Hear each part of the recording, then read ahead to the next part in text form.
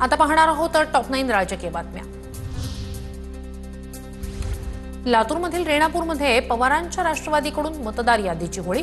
मतदार यादीतील चुकांमुळे लोकांमध्ये संभ्रम। एका मतदाराचं नाव अनेक प्रभागात आल्याचा प्रकार उघडकीस।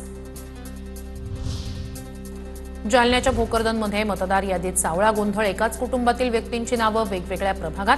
प्राप्त सूचना हरकतींवर प्रशासन शहानिशा करणार, मुख्याधिकाऱ्यांचं वक्तव्य। राज ठाकरेंचा 19 ऑक्टोबरला पदाधिकाऱ्यांचा मेळावा। निवडणूक आयोगाच्या भेटीनंतर राज ठाकरे काय बोलणार याकडे लक्ष।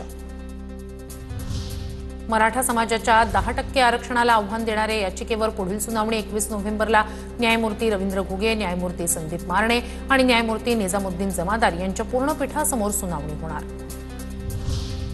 देवेंद्र फडणवीसच सर्वात कन्फ्यूज मुख्यमंत्री। आम्ही मांडलेले मुद्दे सत्ताधाऱ्यांच्या काळजात घुसले। संजय राऊतांची टीका, इतके कन्फ्यूज विरोधक पाहिले नाही। फडणवीसांच्या टीकेवर राऊतांचं प्रत्युत्तर। 2 सप्टेंबरच्या जीआरचा ओबीसींना काहीही फटका नाही। जीआर नंतर 35 दिवसात मराठवाड्यात फक्त 27 अर्ज मान्य। बबनराव तायवाडे यांनी सरकारी पुरावा दाखवला।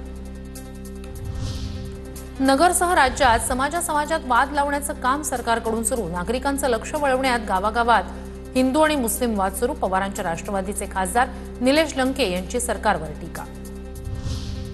गोकुळ कार्यालयात डिबेंचर मुद्द्यावरून दूध संस्था प्रतिनिधी आक्रमक। आंदोलकांकडून जनावरांसह कार्यालयात शिरण्याचा प्रयत्न। पोलीस आणि आंदोलकांमध्ये झटापट। गोकुळ दूध संघाला एवढा फायदा झालाय, संस्थेच्या ठेवी वाढल्यात, असं असतानाही एवढ्या मोठ्या प्रमाणात डिबेंचर कपात कशासाठी? शौमिका महाडिक यांचा सवाल।